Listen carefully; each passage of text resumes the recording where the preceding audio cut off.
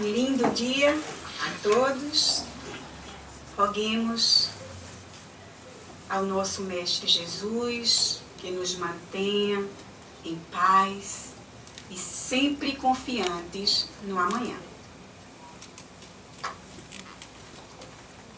Esopo era um escravo de rara inteligência que servia a um senhor muito conhecido e também que tinha grande importância na Grécia Antiga. Certo dia, o amo de Esopo estava conversando com um amigo sobre as virtudes e os males do mundo. Esopo, então, foi chamado a opinar sobre o assunto. Ele então disse que a maior virtude do mundo se encontrava à venda no mercado. O amo, muito surpreso, perguntou: mas como? Como podemos encontrar a maior virtude do mundo no mercado? Esopo então respondeu: eu posso lhe provar isso. Se o amo permitir, eu vou até o mercado e trago a maior virtude do mundo. Ele obteve a autorização e foi até o mercado, voltando pouco depois. Trouxe um pequeno pacote e o amo, ao abrir este pacote, descobriu que ali havia pedaços de língua. O amo então ficou indignado. Mas como? Pedaços de língua? Eu te pedi a maior virtude do mundo e me trazes pedaços de língua? Esopo então responde: não vos enganei. A língua é realmente a maior das virtudes. Com ela, nós podemos consolar, educar, esclarecer, aliviar e conduzir. Com a língua, os ensinos filosóficos são divulgados. Os conceitos religiosos são espalhados. As obras dos poetas tornam-se conhecidas em todo o mundo. O amo então concordou com ele e disse: bem, agora eu quero que me tragas o maior vício do mundo. Esopo logo respondeu: o maior vício do mundo também se encontra no mercado. Se me permitires, eu vou até lá e trago para ti. O amo deu a permissão, ele foi ao mercado e logo em seguida volta também com um pequeno pacote.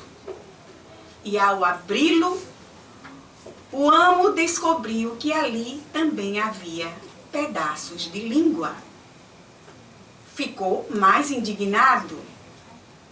E quando ia novamente arguir Esopo sobre aquele pequeno pacote, ele respondeu: do mesmo modo que a língua bem utilizada se converte numa sublime virtude quando ela é relegada a planos inferiores, se transforma no pior vício. Através dela, tecem-se intrigas e a violência verbal. As verdades mais santas, através da língua, podem ser corrompidas. Ela provoca discussões infrutíferas, desentendimentos prolongados e confusões que levam ao desequilíbrio social. Acaso, meu amo, podeis negar tudo isso? Impressionado com a inteligência invulgar do escravo, ambos senhores calaram-se e o amo, achando naquele momento um disparate ter em casa um escravo com tamanha inteligência, inteligência resolveu libertar Esopo. Ele aceitou a libertação e tornou-se mais tarde um contador de fábulas. As suas fábulas ainda hoje estão espalhadas no mundo. As fábulas são contos de moralidade popular que apresentam lições de inteligência, de sagacidade e de justiça, onde os personagens são animais ou coisas que sempre apresentam características humanas. A palavra é a manifestação verbal ou escrita dos nossos pensamentos. É através dela que expressamos as nossas ideias. E o seu uso correto constitui veículo de bênçãos grandiosas. Deus nos concedeu essa faculdade para que possamos utilizá-la no mundo em que vivemos, para que possamos nos intercomunicar com os outros. Mas, para tornar a palavra útil, proveitosa, construtiva, edificante, se faz necessário vigiá-la. Ou seja, devemos pensar antes de falar. Quando nos intercomunicamos, a palavra não é só moeda de relacionamento. Ela também funciona como instrumento revelador. Quando vemos uma pessoa pela primeira vez, em geral, o que nos atrai a ela é a sua aparência física. Porque nós estamos ainda muito ligados ao exterior. Mas, quando começamos a conversar com essa pessoa, é que vamos descobrindo como ela realmente é. Nós sempre ouvimos falar de que fulano ou fulana são realmente pessoas lindas, com boa aparência, mas que quando abrem a boca, a beleza toda se vai. O contrário também ocorre com muita frequência. Pessoas que fisicamente nós podemos dizer que não tem nada a ver com Apolo ou deusa da beleza, mas que nos chama a atenção pelo falar, pela maneira como se expressam. E essas pessoas realmente nos encantam. A Bíblia nos diz que foi com o Verbo que Deus criou tudo quanto existe. Foi a verbalização do seu pensamento divino. A doutrina espírita nos tem ensinado que na gênese cósmica, no caso da Terra, a ação do Verbo se traduz pelo pensamento do Criador na construção do nosso planeta. Assim, se formam os mundos, os seres e todas as coisas pela força do pensamento do Criador.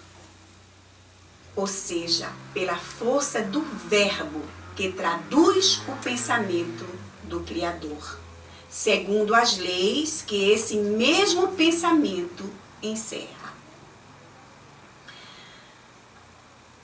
No caso da criação da Terra, o Verbo foi e é o Cristo. Ele foi o escultor do nosso planeta, pela vontade do nosso Criador. No Evangelho de João, capítulo 1, nós temos o tema: o Verbo se fez carne e habitou entre nós. O Verbo é a palavra de Deus, que foi recebida por Jesus e que desceu à terra com a missão de revelá-la a todas as criaturas. Ele veio transmitir a palavra de Deus como um embaixador transmite a palavra de seu soberano.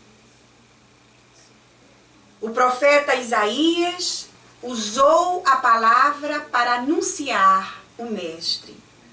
Eis que uma virgem conceberá e gerará um filho, e ele se chamará Emanuel.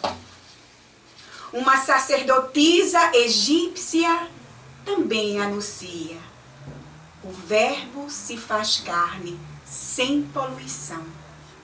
De uma virgem ele tomará corpo. Exprobará o vício e a alma depravada ante ele cobrirá a face. E assim foram muitos e em todos os tempos e lugares que o anunciaram através da palavra. Nos templos pagãos dos gregos, romanos, egípcios, caldeus e persas, assim como também nos santuários, a palavra foi utilizada para anunciar a vinda do Mestre à terra. No Velho Testamento, entre outros, encontramos as palavras de Jó, Esdras, Zacarias, Jeremias, Isaías, Davi e Daniel, profetizando que a luz do mundo desceria das estrelas para iluminar o coração dos homens. Em Mateus capítulo 24, versículo 35, Jesus nos diz: o céu e a terra passarão, mas minhas palavras não hão de passar. As palavras de Jesus não passarão, porque elas apresentam a verdade. Elas são verdadeiras e em todos os tempos. O que não passará é o sentido verdadeiro das palavras do Mestre. E o que passará é o que os homens construíram sobre os falsos significados que deram a essas mesmas palavras. Sendo a verdade uma só, não se pode encontrá-la em manifestações que não são verdadeiras. A palavra de Jesus tornou-se pedra angular, isto é, a pedra de consolidação do novo edifício da lei, elevada sobre a lei antiga, sobre as ruínas dessa lei antiga. Os judeus, os príncipes dos sacerdotes, os fariseus, rejeitando as palavras do Cristo, foram por elas esmagados. A palavra de Jesus foi a canção sublime que embalou a humanidade. Ela ainda hoje permanece como apoio e segurança das vidas que a Ele se entregam.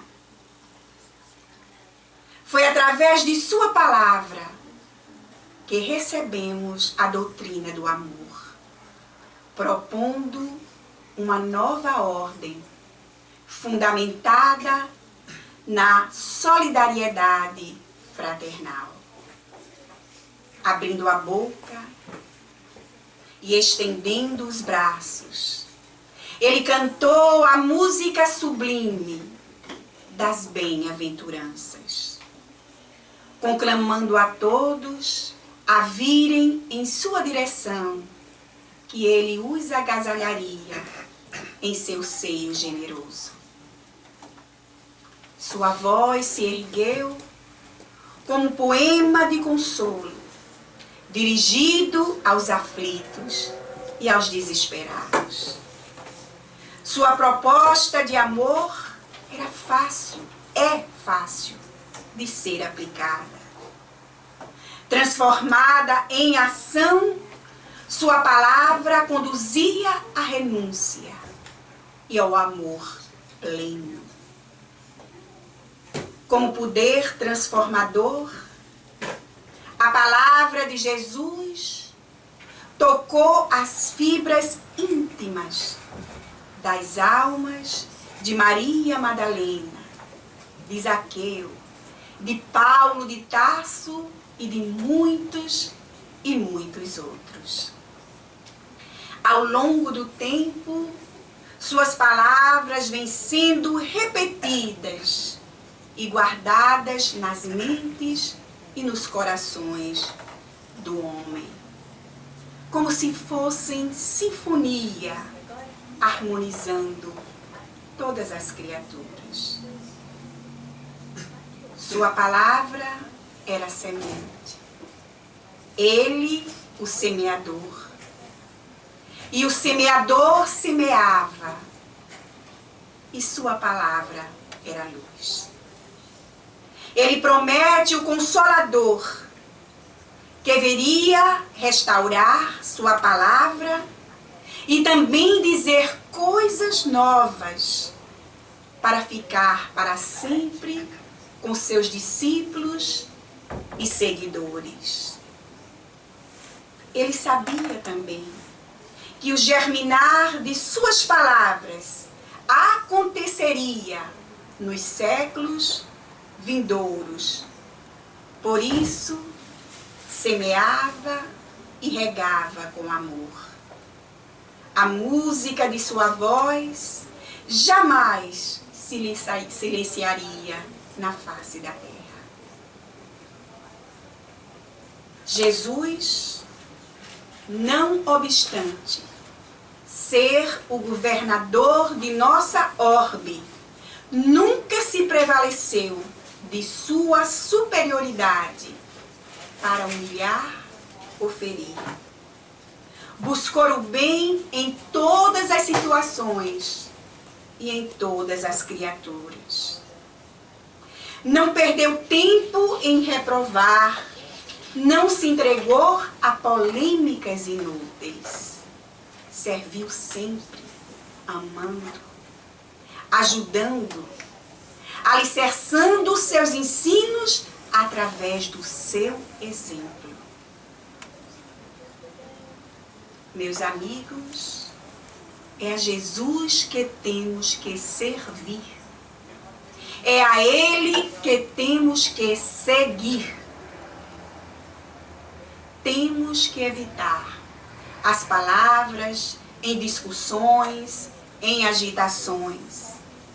Apesar das dificuldades que enfrentamos, da miséria moral que envolve ainda o nosso planeta, nós temos o dever de trabalhar pela sua melhoria, por um mundo de mais paz, de mais harmonia.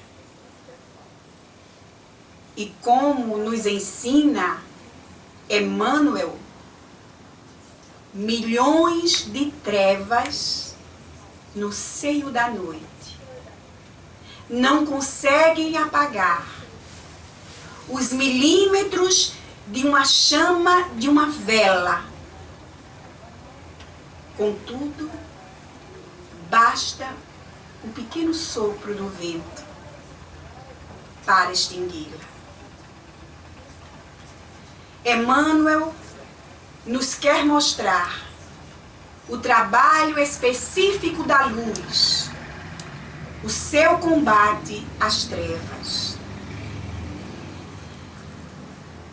Não importa se acreditamos sermos poucos a trabalhar pela implantação da luz do nosso planeta. O fato é que nós não estamos sozinhos. Um mundo maior está a nos guiar, a nos amparar. Emmanuel também nos chama a atenção para que também estejamos vigilantes, pois a luz não discute, não polemiza, não entra em querelas inúteis, não ofende, respeita as consciências. A luz simplesmente resplandece. E ao resplandecer, atravessa todos os umbrais, todos os ambientes envolvidos pela escuridão, consolando, amparando, apaziguando, refazendo, reerguendo. Esse, meus amigos, é o trabalho da luz. Nos contam que uma mulher amava as palavras. Desde criança, ela tinha um certo fascínio pelas palavras. Por essa razão, aprendeu a ler logo cedo, gostava de apreciar a sonoridade de cada palavra e também saber o significado de cada uma delas. Ela descobriu que havia palavras doces, como flor, carinho, amizade, maçã. Outras tristes e angustiantes, como lágrima, distância, saudade. Algumas dolorosas, como crime, guerra, abandono, fome. E verificou também que existem outras que soam como uma sentença de morte, como metástase. Um dia, ela ouviu dos lábios do médico que acabara de examinar os seus exames uma palavra, e ela achou essa palavra muito feia. Naquele momento, a paisagem se modificou para ela. Apesar de ser dia, ela sentiu como se já tivesse anoitecido. O sangue subiu ou sumiu da sua face, dando lugar a um suor gélido. O medo se instalou nela, a insegurança lhe dominou. O médico lhe afirmou que havia muitas chances de melhora, graças às conquistas da farmacologia. Mas ela parecia não prestar muita atenção ao que o médico estava dizendo. Voltou ao lar, um pouco mais calma, talvez inspirada por benfeitores invisíveis, ela lembrou de orar. Ela necessitava entrar em contato com Jesus, porque ela tinha certeza que Ele lhe daria forças. E assim o fez.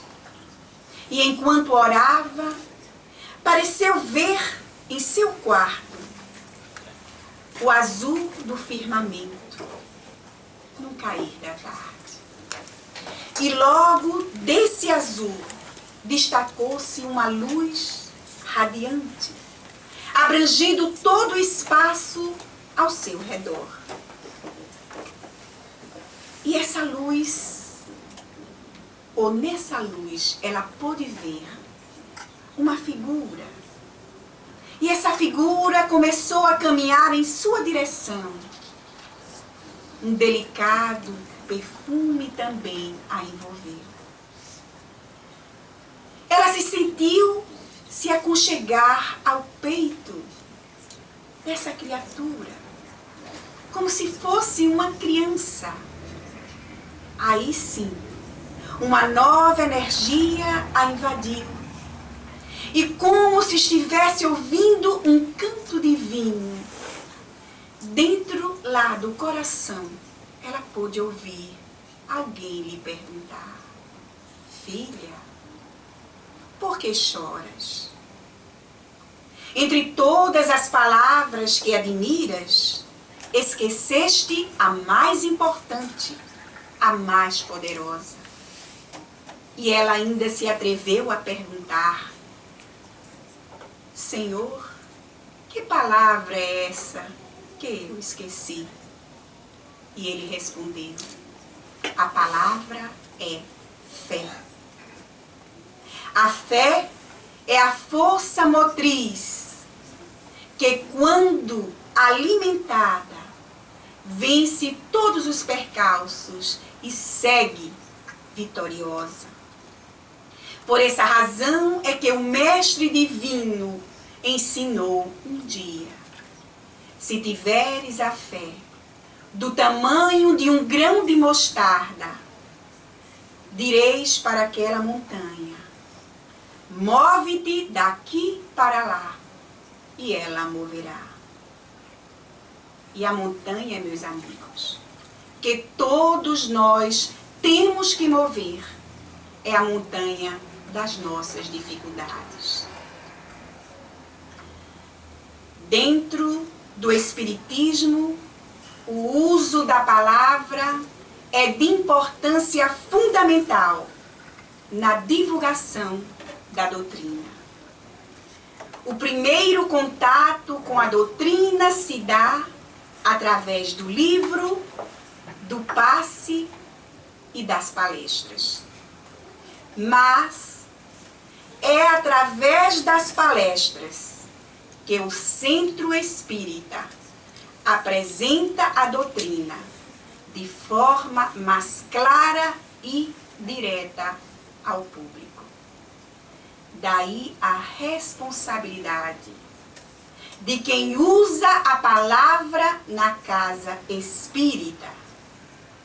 Um palestrante, além de ter um bom conhecimento doutrinário, deve também continuamente se aperfeiçoar no uso da palavra, procurando sempre levar a mensagem de forma atraente e de fácil compreensão. No Espiritismo, a palavra escrita também tem grande influência como meio de divulgação, conhecimento e cultura própria. Como exemplo, nós temos as obras da codificação que nos foram deixadas por Allan Kardec e também a vasta literatura espírita. Através da mediunidade, os espíritos se comunicam com o mundo corporal, utilizando a psicografia e também a fala. Assim, a palavra vem sendo utilizada nas obras espíritas subsidiárias, nas matérias de mídia, nas palestras, nos cursos, nas reuniões, dentro das casas espíritas. Somos, meus amigos, divulgadores da doutrina espírita e devemos utilizar a palavra para levar o conteúdo doutrinário a todos aqueles que se interessem em conhecer a doutrina. O tempo é agora. O arado está pronto. A terra preparada. É hora de soltarmos a língua e levarmos os sentimentos fraternos que o Mestre Jesus nos ensinou. Há muitos anos atrás, vivia no Rio de Janeiro um brilhante orador espírita. E por conta de sua habilidade em utilizar a palavra, a casa onde ele ia fazer palestras estava sempre cheia. Entre os muitos que frequentavam ou que ouviam as palestras desse brilhante orador, estava um senhor de avançada idade. Ele sempre se sentava na primeira fila.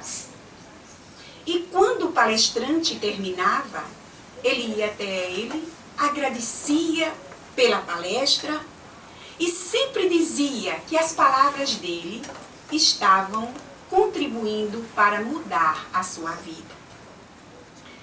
O palestrante já estava acostumado com a presença daquele senhor em todas as suas palestras. Até que um dia, pela primeira vez, ele não estava lá. Ele então imaginou, algo muito grande deve ter-o impedido de vir. Na segunda vez depois disso, ele também deu pela ausência daquele seu admirador, número 1, vamos dizer assim. Ele então resolveu perguntar o que tinha acontecido. E para sua surpresa e tristeza, soube que ele havia voltado ao plano espiritual. 2 anos depois desse acontecido, o brilhante orador também volta ao mundo espiritual. Ele fica no hospital lá, sendo atendido por um determinado tempo. E nesse período, uma vez, o seu mentor espiritual traz até ele uma visita inesperada. Era o seu admirador número 1, que veio ali lhe cumprimentar e mais uma vez agradece a ele pelas suas palavras que mudaram a sua vida enquanto ele estava encarnado.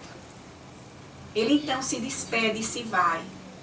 E o brilhante orador pergunta então ao seu mentor espiritual: por que é que ele, que ouvia todas as minhas palestras, está tão iluminado com tanta luz, e eu, que era o orador, estou tão apagadinho? O mentor então responde: é porque ele vivenciava tudo o que era dito em suas palestras. Ele aplicava em si a mensagem que era trazida por suas palavras. Meus amigos, todos nós gostamos de belas palavras, mas pouco de nós a transformamos em atos. Já dizia o pensador chinês Sun Tzu. Do livro Contos e Apólogos do Espírito Humberto de Campos, Psicografia de Chico Xavier, nós trazemos também uma outra história de um orador brilhante. Certa vez ele estava no gabinete de sua residência, aliás, o gabinete de estudo, e ele estava escrevendo, se preparando, com certeza, para uma próxima palestra. E ele ia escrevendo sobre a arte de ajudar.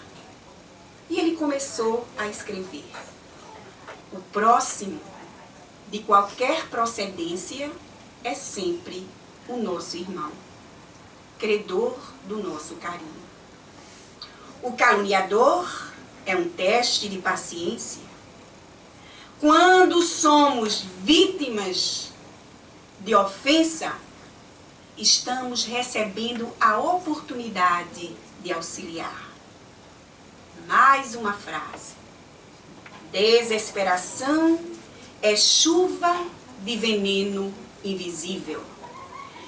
A irritação em qualquer parte é fermento de discórdia.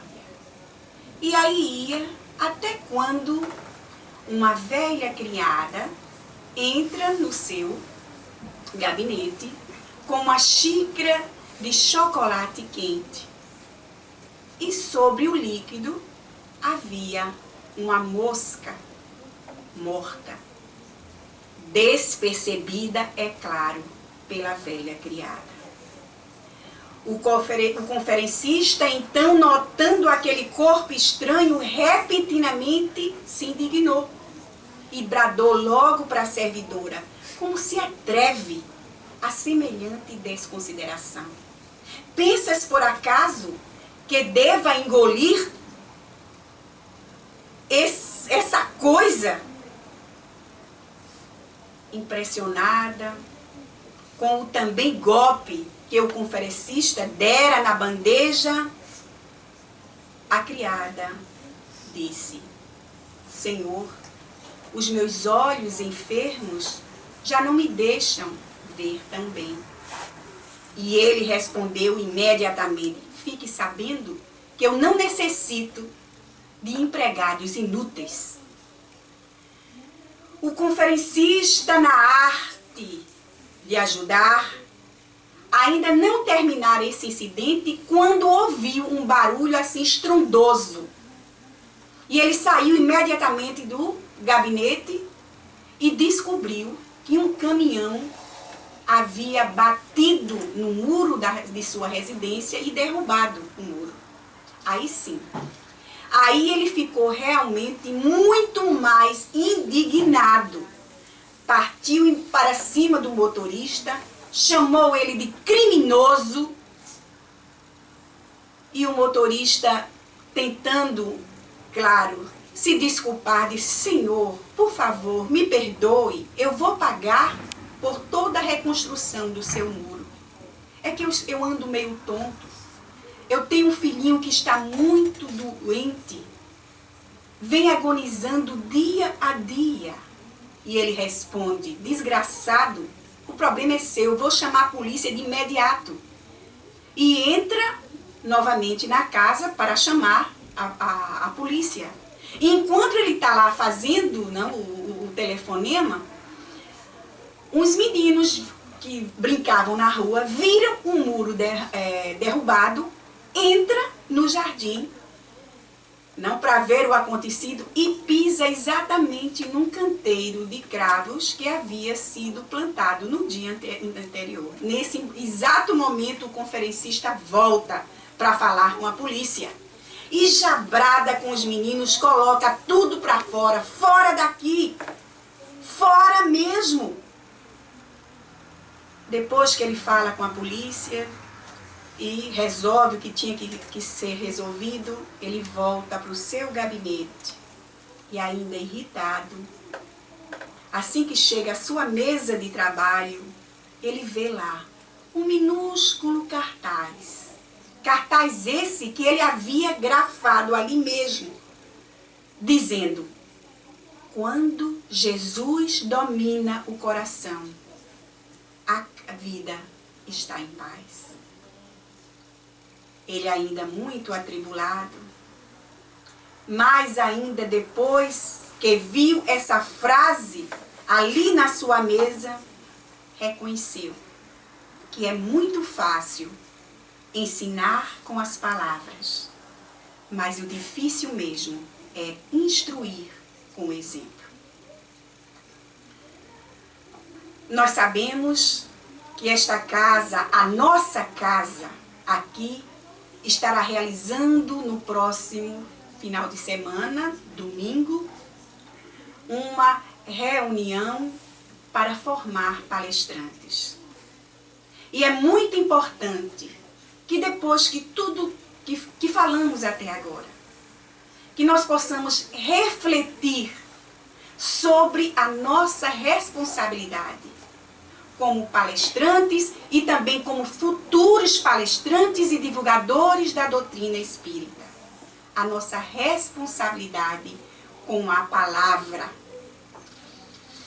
É importante que possamos refletir nessa última frase, aliás, essas duas últimas frases, que é muito fácil ensinar com as palavras, mas o difícil mesmo é instruir com os exemplos.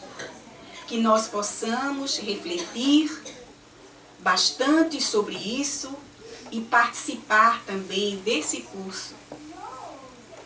É importante que a gente possa se aperfeiçoar, se a casa, se a federação, que é quem está promovendo esse evento, que vai ser realizado aqui e em outras casas também, como em Nova York, em Connecticut, é importante que nós possamos participar. E, com certeza, nós vamos nos surpreender com muito que vamos poder aprender, não em termos de divulgação do Espiritismo e do que necessitamos para sermos melhores divulgadores. É importante dizer que qualquer maior informação, o Marcos está ali. Quem estiver interessado, por favor, procure ele, que ele tem muito mais informações sobre isso. Tiago, em sua epístola aos companheiros, escreve: a língua também é como fogo. Ela detém a centelha divina do verbo, mas o homem, de modo geral, costuma desviá-la da sua função edificante, situando-a no plano da inferioridade. A palavra tem um poder, amigos, que nós estamos longe de aquilatar. Nasce a guerra da linguagem, dos interesses criminosos insatisfeitos. Grandes tragédias sociais originam-se, em muitas ocasiões, de conversações inferiores. A palavra está sempre ativa na disputa para enxovalhar, para ferir, para humilhar, para julgar, para menosprezar, para mentir, para caluniar. Ela se converte, não em poucas vezes, em estilete da impiedade, em lâmina da maledicência, servindo ao império das torpes paixões. Hitler hipnotizou multidões enceguecidas para se atirarem sobre nações sem defesa. Pelo discurso e atos, ele infelicitou muitos povos. Se fomentarmos a agressão, a violência, o desrespeito, iremos ser responsáveis, sim, pelo que as criaturas realizarão ou farão. Jesus nos advertiu: seja o vosso falar sim, sim, não, não. Quer dizer que temos que definir posições e assumir responsabilidades. Somos, sim, responsáveis pelas imagens que projetamos nas mentes alheias. Se incentivarmos o mal, este nos atingirá através da lei da causa e do efeito. O mesmo acontecerá se divulgarmos o bem. O pobrezinho de Assis escreveu poemas de amor à natureza, chamando de irmãos o sol, a lua, as estrelas, a água, os animais. Passado tanto tempo, esses poemas são repetidos, lidos pela palavra e pelo exemplo. Gandhi libertou seu povo e sua filosofia se baseava na não violência. É importante, meus irmãos, manter-nos em guarda contra o assédio insistente e destruidor da palavra. Cada palavra saída dos lábios e que se faz instrumento do bem assemelha-se à pétala perfumada que encanta os olhos, que oferece perfume, que fala da misericórdia divina e do amor que envolve a vida. Vigiemos, portanto, nossas palavras.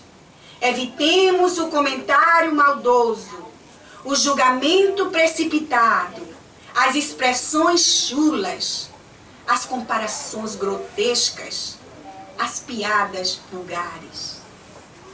O clima emocional e psíquico com o qual nos envolvemos é fruto do que pensamos e do que falamos.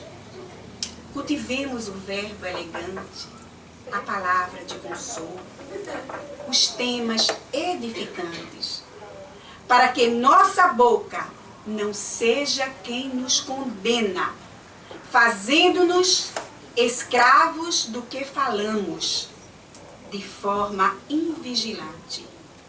É importante que no final de cada dia interroguemos a nossa consciência. Terei hoje, eu, utilizado a palavra como Jesus utilizou a dele? É hora de renovar o nosso interior. Comecemos pelas palavras que saem de nossa boca. O verbo pode sim modificar estruturas morais, partindo do ensaio da tolerância, da solidariedade, da indulgência, da materialização do amor. Falemos o bem. Escrevamos com palavras simples, mas que brotem realmente do nosso coração. Procuremos expressar também a nossa gratidão a todos aqueles que estão ao nosso redor, dizendo para eles o quanto eles são importantes em nossas vidas. Quanta dor, quanto sofrimento seriam evitados nesse mundo se pensássemos na significação de cada palavra proferida. Quanta infelicidade é gerada na semente de uma palavra infeliz. Deus nos confiou o recurso vocálico para que possamos utilizá-lo como instrumento do bem. Ele espera de nós também que o transformemos em bênçãos para que seja instrumento do seu amor. Nos caminhos da elevação, hoje e sempre, que possamos nos esforçar, trabalhar o nosso coração para poder sempre levar a palavra de amor ao nosso companheiro, à nossa companheira, a palavra de afeto e carinho aos nossos pais, a palavra de ternura e compreensão aos nossos filhos, a palavra de alegria e de fé aos nossos companheiros da casa espírita, a palavra de caridade aos sofredores e infelizes, a palavra de esperança ao mundo.